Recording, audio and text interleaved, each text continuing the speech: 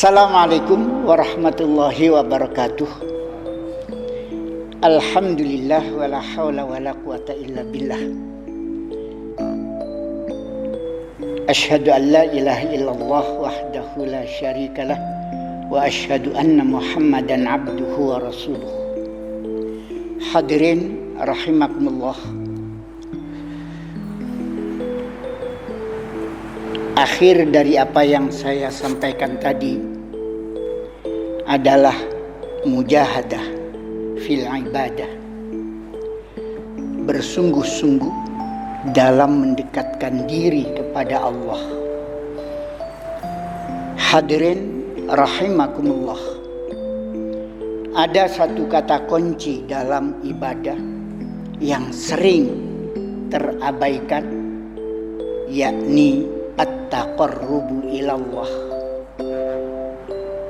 Bukan ibadah kalau di sana tidak ada at-taqarrubu ilallah, mendekatkan diri kepada Allah Subhanahu wa ta'ala bimtisali awamiri wajtinabu nawahi, baik dalam melaksanakan perintah-perintahnya maupun menjauhi larangan-larangannya.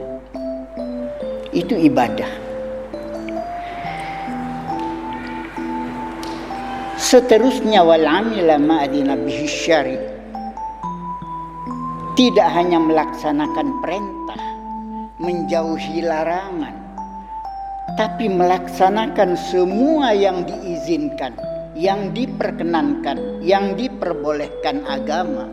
Itu juga ibadah selama di sana ada at-taqarrubu ilallah. Kalau dalam bahasa anak muda mungkin merasakan kehadiran Allah. Saya bisa memberikan ilustrasi sedikit di sini bagaimana merasakan kehadiran Allah. Gambarannya mudah. Ketika saya masih kuliah dulu, pulang kuliah datang seorang teman, "Mas, saya nanti ke kosan sampean. Ada apa, Dik? Pinjam buku," katanya. "Jam berapa?" "Jam 3. Jam 3 kurang seperempat saya sudah siap. Jam 3 kurang 5 menit bel di kosan berbunyi, ting tong. Apa yang terjadi? Yang saya rasakan, dia yang hadir. Langsung turun dari tingkat 2, lari saya.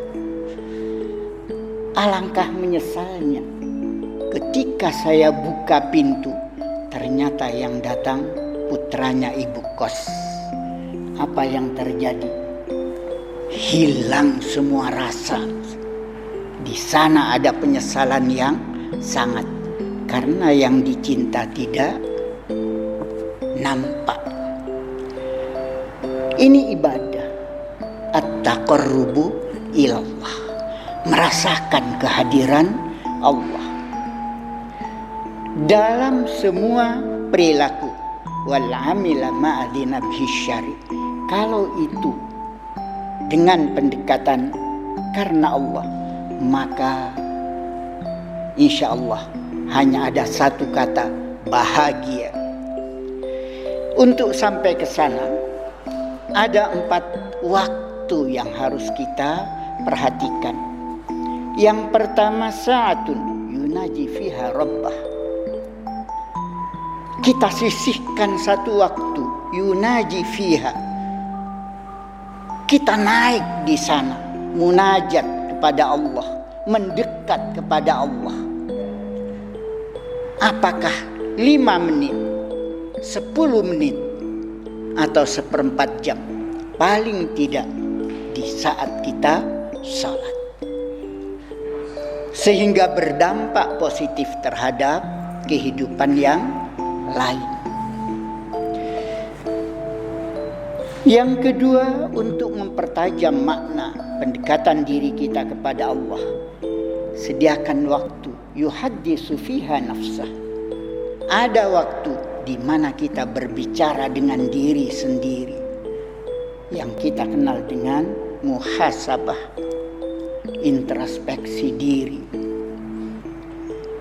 Karena Allah tidak akan memberi beban, tidak akan memberi tugas kepada kita kecuali kita pasti mampu mengembannya. Kalau anak gaul bilang, nothing is impossible, everything is possible if you believe in Allah. Di saat kita dekat dengan Allah, tidak ada yang tidak mungkin. Ini yang kedua. Yang ketiga, kita menyediakan waktu yuhaddisu fiha bisanillah. Kita berbicara dengan ciptaan Allah. Kita bicara dengan alam. Kita bicara dengan lingkungan. Dan ini subhanallah. Kita bicara sampah sampai saat ini. Di mana-mana ada sampah dalam satu hari, apalagi kalau sampah yang tidak bisa diurai, sampah plastik. Subhanallah. Sedangkan yang keempat adalah saatun yahlu bizil jalali wal ikram. Ada waktu, ada saat yang harus kita nikmati karena kita sedang bercengkrama, bersenang-senang dengan Allah Subhanahu wa ta'ala. Kalau itu yang terjadi, maka ibadah kita akan punya dampak sosial yang luar biasa. Saya teringat sebuah peristiwa di Ciputat ketika saya 1 tahun di sana dulu. Ada satu hotel, judul selebaran yang ditebar, jangan anggap remeh uang receh gitu. Subhanallah. Bicara dengan alam, bicara dengan sosial masyarakat. Judulnya remeh. Jangan anggap remeh uang receh. Apa yang terjadi? Memang sehari 1.000 rupiah. Tapi kalau ada teman 1 juta saja dalam kelompok kita, maka sehari 1 miliar. Padahal jamaah kita 200 juta. Ini juga ibadah. Pendekatan ini, empower, pemberdayaan yang semacam ini yang jarang kita. Kita masih umat kita masih dakwah dengan dengan jamaah. Dakwah jamaah masih kita. Kalau sudah bicara dakwah jamaah, pengajian akbar di masjid, sudah. Kita belum bicara dakwah umat. Ini juga bagian dari ibadah. Ini yang tak tersentuh. Seakan-akan kita hanya ibadah untuk diri kita sendiri sekarang ini. Kapan kita ibadah untuk orang lain? 1.000 rupiah. Tapi kalau ada 1 juta saja, sehari 1 miliar. Dan ini saya dapatkan dari orang-orang berduit yang berangkatnya jam 5 pagi, setengah 5, pulangnya jam 9. Tapi apa yang mereka lakukan? Sebelum mereka pulang, mereka ngopi, mungkin makan. Tapi uang receh mereka kumpulkan. Dan mereka punya kayak MLM, mata rantai kemana-mana yang terkumpul. Bicara uang, bicara rupiah, M sudah bayar. Ini juga bagian dari dakwah. Dan ini akan nampak semua manakala kita menyediakan satu waktu yahlu bizil jalali wal ikram. Kita sediakan waktu untuk bercengkrama, bersenang-senang dengan Dzil Jalali wal Ikram yang memiliki keagungan di atas semua keagungan. Hadirin, ini ibadah. Lebih dari itu, ada satu kata dalam al-mujahadah, yakni kata juhdun. Ini akan